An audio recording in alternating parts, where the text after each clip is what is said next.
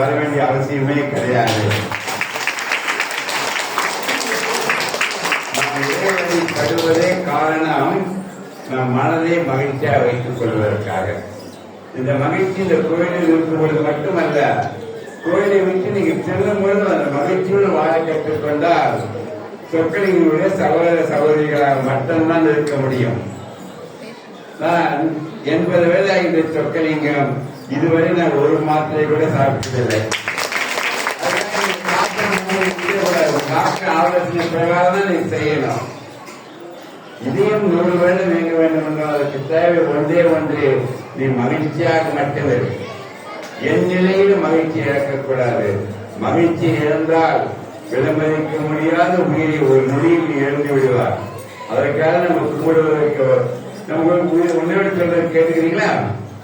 உயிரினம் தெய்வம் உடலினம் ஆலயத்தில் மட்டும்தான் இயங்க முடியும். அதை 3 உருக்களாக பிரித்தேன். நீங்க கூட சொல்றீங்களா? 3 உருக்கள்: உணர்வு, உடற்பயிற்சி. இந்த 3 உருக்களை 3 மந்திரங்களாக சொக்கலிங்கம் 60 வருடமாக சொல்லிக் கொண்டிருக்கின்றேன். நீ கூடவே சொல்றீங்களா?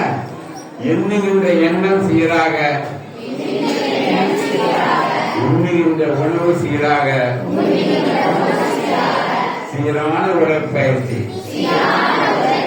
இந்த 3 காரண மந்திரங்களை வைத்துக் கொண்டால் என்ன மாதிரி டாக்டர் சொக்கலிங்கம் விஜயகுமார் மட்டுமல்ல, எல்லா மருத்துவமனைகளும் க்ளோஸ் பண்ணிட்டு போயிடலாம். அந்த சக்தி தான் இந்த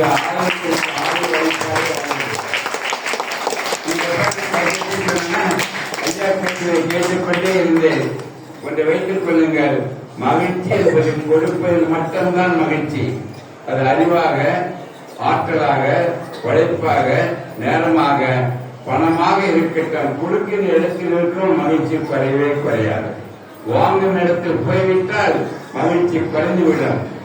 மகிழ்ச்சி கொடுப்பையில் இருக்கும் பொழுது அதைவிட பல மடங்கு இது மகிழ்ச்சியா இருக்கு. சொல்லுங்க பார்க்கலாம் என் சகோதர சகோதரிகளே. மகிழ்ச்சி என்பது கொடுப்பதில் அதைவிட பல மடங்கு மகிழ்ச்சி எதுவா இருக்காங்க சொல்லுங்க. இறை வணக்கம் சொல்லிட்டாரு. நீங்க நினைக்கிறீங்க கொடுப்பதில் மகிழ்ச்சி, அதை விட பல மடங்கு மகிழ்ச்சி விட்டு கொடுப்பதில் மகிழ்ச்சி. அந்த விட்டு கொடுக்கின்ற பக்குவம் இல்லாததுனால்தான் உறவுகள், சுற்றங்கள், நாடுகள் அழிந்து கொண்டே இருக்கின்றன. விட்டு கொடுத்துக் கொண்டு தான் மகிழ்ந்து மற்றவர்கள் மகிழ வைக்கின்ற சக்தி ஒரு பெருவனாக இருந்தால் அவன் மனிதன் அல்ல, மாமனிதர் அல்ல, அவர்கள் தெய்வமாகவே மாறிவிடுவார்கள் என்ற மாற்று கருத்தில் என்று கூறி இந்த வாய்ப்பை அளித்த என் சகோதரன் ஐயா அவர்களுக்கும், இது அருமையாக கேட்டிருந்த என் சகோதர சகோதரிகளுக்கும் என் மனமாத நன்றியை சொல்லி, நீங்கள் அனைவரும் 100 வருடம் கலந்து வாழ ஒன்றே ஒன்று வைத்துக் கொள்ளுங்கள். நேற்று என்பது உடைந்த பானை, நாளை என்பது மறுமையில் இருக்கின்ற பூனை, இன்று என்பதுதான் கையில் இருக்கின்ற வீணை என்ற சக்தியுடன் வாழ கற்றுக்கொண்டால்